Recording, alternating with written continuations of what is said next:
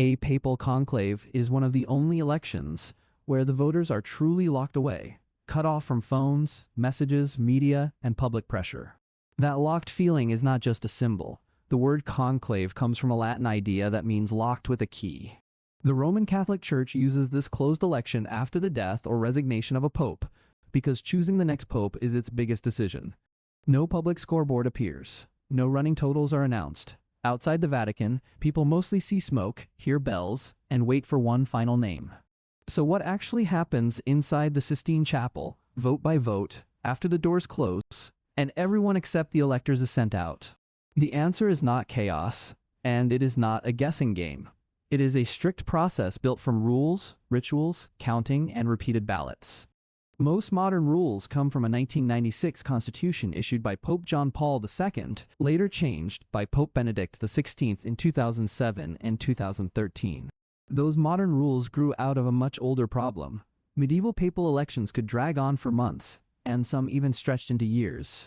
The warning story most people remember happened in Viterbo from 1268 to 1271, when the church went a very long time without a pope. Local authorities at Viterbo reportedly locked the cardinals in, and some reports even say parts of the roof were removed to force a decision. That crisis pushed Pope Gregory X to formalize stricter enclosure rules in 1274, and that old idea still shapes the modern conclave. The main goal has stayed the same for centuries: isolate the voters, reduce outside pressure, block political bargaining, and force a broad final agreement. Before we reach the first ballot, we need to know who is even allowed to vote inside the conclave. Not every cardinal in the world becomes an elector. Only cardinals who have not yet turned 80 on the day the Holy See becomes vacant may vote. Older cardinals still matter, but in a different way. They can join the meetings before the conclave, though they do not vote in the chapel. The legal texts speak of a maximum of 120 electors, but in practice that number has sometimes been higher than the written ceiling. That happened because some popes created more voting cardinals than the older limit had expected, so the real number and the ideal number did not always match. Another important point is geography. The electors are not mostly Italian anymore, and they have not been for a long time now. The voting body has become much more international, which reflects the global size of the Catholic Church far better than older conclaves once did. Long before the first ballot is written, the cardinals begin a preparatory stage called the general congregations, and these meetings do serious quiet work. If a pope has died, the cardinals handle funeral rites and practical matters. If a pope resigned, they handle the vacancy in a different setting. They also discuss the condition of the church itself, its major problems, its future needs, and the moral qualities needed in the next pope. This matters because modern conclaves are often short, and that usually means much of the real coalition building starts before the Sistine Chapel closes. The normal rule says the conclave begins after at least 15 full days from the vacancy of the Holy See. But Pope Benedict XVI allowed an earlier start if all the cardinal electors were already present in Rome. That change made sense in the age of fast air travel, and it helped the 2013 conclave begin relatively quickly after Benedict resigned. Once the electors are ready, they are housed inside Vatican City in the Domus Sanctae Marthae rather than sleeping wherever they please. The actual voting, however, takes place in the Sistine Chapel, the room most people picture when they hear the word conclave. At this point, security becomes intense. Rooms are checked, devices are forbidden, and technicians sweep for hidden recording or transmitting equipment. Secrecy is not optional. Doctors, confessors, liturgical staff, domestic staff, and anyone else admitted to restricted areas must swear secrecy too. The penalty for violating the secrecy of the conclave is severe, and tradition includes automatic excommunication for certain kinds of violations. That harsh penalty shows the Church wants the election protected from leaks, bargaining, and pressure from governments, media, or wealthy outside interests. The opening day follows a clear rhythm rather than a vague ceremony. In the morning, the electors celebrate the Mass for the election of the Pope. Later in the day, they process in choir dress to the Sistine Chapel, while invoking the Holy Spirit with the hymn Veni Creator. Inside the chapel, each cardinal takes an oath to follow the rules and to maintain absolute secrecy about the election. Then comes the famous order that means everyone else out, and after that command, the non-essential people leave and the doors are shut. From that moment, the conclave becomes a sealed electoral machine. Every round follows a set order, and the repetition creates the tension. The first stage of each round is called pre-scrutiny, and this is where the voting materials and the temporary officials are prepared. Ballots are handed out to the electors. Each ballot is rectangular and carries printed words that mean I elect a supreme pontiff. Below those printed words is a blank space, and in that blank space, each cardinal writes the name of the man he chooses. He is supposed to write in disguised handwriting so the ballot stays as secret as possible when the papers are later read. Then a second careful step happens. Lots are drawn to choose 3 scrutineers, 3 infirmari, and 3 revisers for that ballot. The scrutineers are the men who count and read the votes. The infirmari collect votes from sick electors outside the chapel. The revisers act as a second check after the count, which helps guard the process against mistakes or manipulation.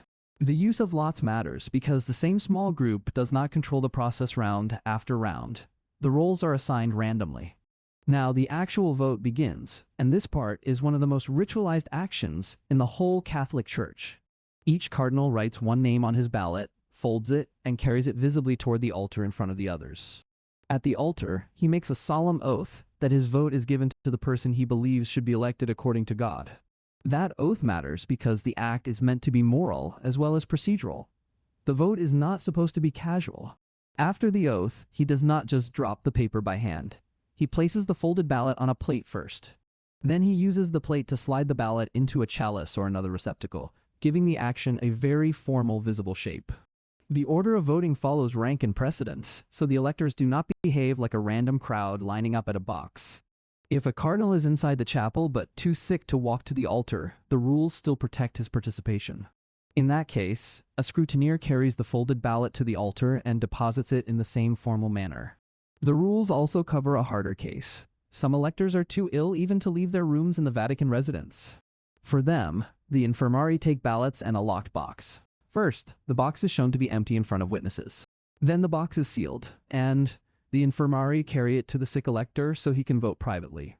The sick cardinal writes the name, folds the ballot, and places it through a slit in the locked box. The infirmari then return to the chapel with that box, and those votes are added to the others in the same round. This detail shows how the conclave tries to protect 2 things at once: participation for sick electors and secrecy for the whole process. Once every vote has been collected, the scrutiny begins, and this is the counting stage people often oversimplify. One scrutineer shakes the receptacle to mix the ballots, which helps prevent any order from suggesting who voted in what sequence. Another scrutineer counts the ballots before any names are read aloud, because the count itself must first be checked. If the number of ballots does not match the number of voters, the entire round is declared void immediately. In that case, all the ballots from that round are burned at once, and a fresh vote must be taken. That strict rule protects the process before anyone can start arguing over suspicious totals, missing papers, or possible extra ballots. If the number of ballots does match the number of electors who voted, the reading stage begins. The ballots are opened one by one in a fixed order. The first scrutineer reads the name silently to himself. The second scrutineer checks the same name, and then the third reads it aloud so the whole assembly can hear. The vote is recorded as each ballot is announced, which means every paper passes through reading, confirmation, and notation inside the chapel. After all the ballots have been read, the final scrutineer does one more striking physical action with the papers. He pierces each ballot with a needle through the printed word at the top, threads the ballots together, and ties them into a bundle. That tied bundle serves as a physical record of the completed round before the ballots are later burned in the stove. Now we reach the most important rule in the whole election. A pope cannot be chosen by a simple majority alone. He must receive a full 2/3 majority, and that rule is meant to force broad support across the electors. That is why conclaves are built to create convergence instead of rewarding one narrow faction with a thin victory. The 2/3 rule has deep roots, but it was also defended in modern times through changes made by Pope Benedict XVI. Pope John Paul II had introduced a provision that, after extended deadlock, could have shifted the process away from 2/3. In 2007, Benedict reversed that move and restored the full traditional rule for every valid final election outcome. That means even in a later narrowed stage, the final winner still needs 2/3 support and not just more than half. The logic is simple. The Pope should be a man who can command broad acceptance across the College of Cardinals. So how often do they vote? The answer also follows a set schedule rather than an open-ended flow of ballots. On the first afternoon, there may be 1 ballot. After that, the normal pattern is 2 in the morning and 2 later. That gives the conclave up to 4 ballots each full day, and the repetition creates the famous rhythm outsiders watch from St. Peter's Square. After a failed round, the ballots are burned to produce black smoke, which tells the public no pope has been elected. After a successful round, the ballots are burned to produce white smoke, which tells the public the church has a pope. In earlier centuries, the smoke could be confusing, and people outside sometimes struggled to tell whether it looked white or black. Modern conclaves made the signal clearer by using chemical cartridges and a second stove in the early 21st century. The older cast iron stove used to burn the ballots dates back to 1939, so even that tool carries its own history. The public often wants exact vote totals after each round, but the law does not require conclaves to publish them. What outsiders really see is much more limited. They see smoke, note the timing, hear bells, and finally get the announcement. Detailed ballot counts usually appear only later through memoirs, leaked diaries, journalistic sources, or scholarly reconstructions. Even then, not every later account is equally reliable, which is why the safest way to describe a conclave is procedural. In other words, we know very well how each vote is cast, counted, checked, and transformed into a final election. What we usually do not know in real time is the exact numerical story of each ballot inside the chapel. The law also plans for deadlock, because not every conclave reaches agreement in just 4 or 5 ballots. After 3 days of unsuccessful voting, there is a pause of up to 1 day for prayer and informal conversation. During that pause, the electors also hear a short spiritual exhortation, which reminds them the conclave is not only a political event. Then the voting resumes. If 7 more ballots pass without success, another pause takes place under the rules. Further pauses can follow after more unsuccessful sets of 7 ballots, with reflections delivered by senior cardinals from different orders. That structure shows something important about the system. The conclave is designed to break deadlock through rhythm, reflection, and repeated pressure. If the election still remains unresolved after a long sequence of ballots, the process moves into a narrowed final stage. That final stage is between the 2 candidates who received the most votes in the previous round. Even there, the rules stay strict. Those 2 candidates cannot vote for themselves in that narrowed final phase. And even there, the winning candidate still needs a full 2/3 majority, not just a bare edge over the other man. That is why the system is built to force convergence. It does not reward a candidate who only controls one strong camp. Eventually, one candidate reaches the required majority, and then the election moves from counting to acceptance. The dean of the College of Cardinals, or the senior cardinal acting in his place, asks the elected man whether he accepts. That question is decisive. If he accepts his canonical election as Supreme Pontiff, he becomes Pope immediately at that instant. He is then asked by what name he wishes to be called, and that chosen name becomes his papal name. If the elected man were not already a bishop, he would have to be ordained bishop at once before going further.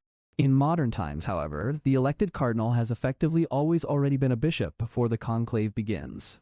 After acceptance, the new pope goes into a small chamber beside the Sistine Chapel, often called the Room of Tears. That nickname reflects the emotional shock of the moment, because the weight of becoming pope can hit with enormous force. Inside that room, the new pope changes into white papal vestments prepared in several sizes ahead of time. Several sizes are necessary, because no one knows which cardinal will be chosen until the decisive ballot is over. Meanwhile, the ballots from the successful round are burned so the public sees white smoke over the Vatican.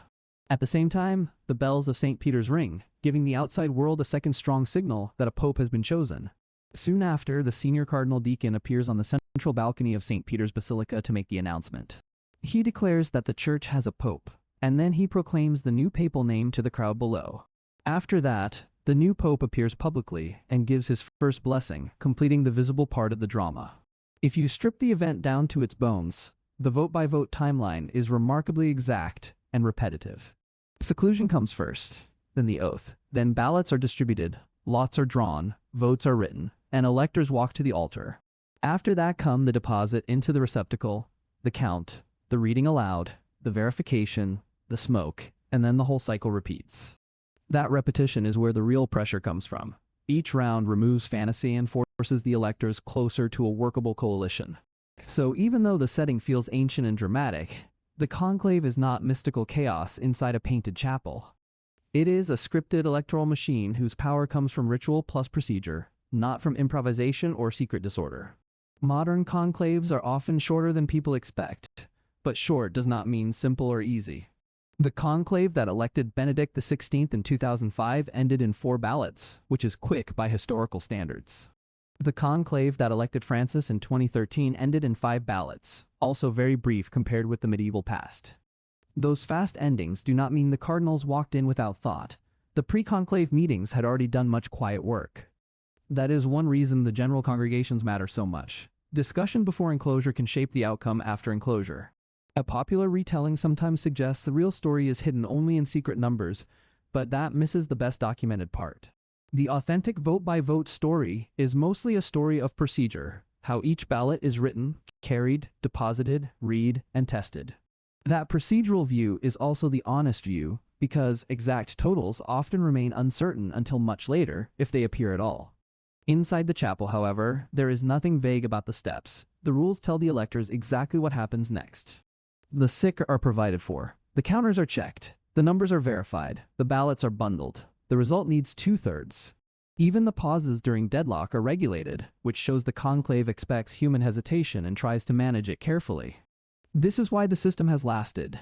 It balances secrecy, ritual, law, and repeated pressure until one man gains wide agreement. The public experience is mostly waiting and watching a chimney, but the interior experience is disciplined repetition under strict silence. Every cardinal under 80 enters knowing that each folded paper may help decide the leader of the Catholic Church for years to come. Every oath, every step to the altar, and every reading aloud turns a private preference into a public ecclesiastical fact. And yet the public does not see the names on the ballots. It sees only black smoke, white smoke, bells, and a balcony. That gap between hidden procedure and public signal is exactly what gives the conclave its unusual power in history. You know something huge is happening, but the actual drama is carried inside by paper, rules, and men under oath. So when people ask what happens vote by vote inside a papal conclave, the best answer is very concrete. First come the preparatory meetings, the security sweeps, the residence at Domus Sanctae Marthae, and the opening mass. Then come the procession into the Sistine Chapel, the oath of secrecy, and the order that sends everyone else out. Then for each round come the ballots, the drawing of lots, the written names, the altar oath, and the deposit into the receptacle. Then come the mixing, the count, the check for the right number of ballots, the reading aloud, and the recording.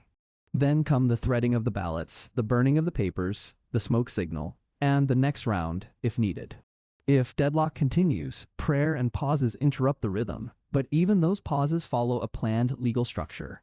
When 2/3 is finally reached, acceptance makes the elected man pope immediately, and his new name is then announced to the world. After the room of tears, the white vestments, the white smoke, and the bells, the senior cardinal deacon speaks from the balcony. So the next time white smoke rises over the Vatican, you will know what had to happen before that color appeared.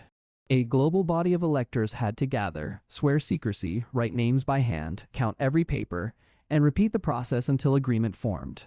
If you want the part that often decides modern conclaves before the first ballot, watch our next video on the pre-conclave meetings and coalition building.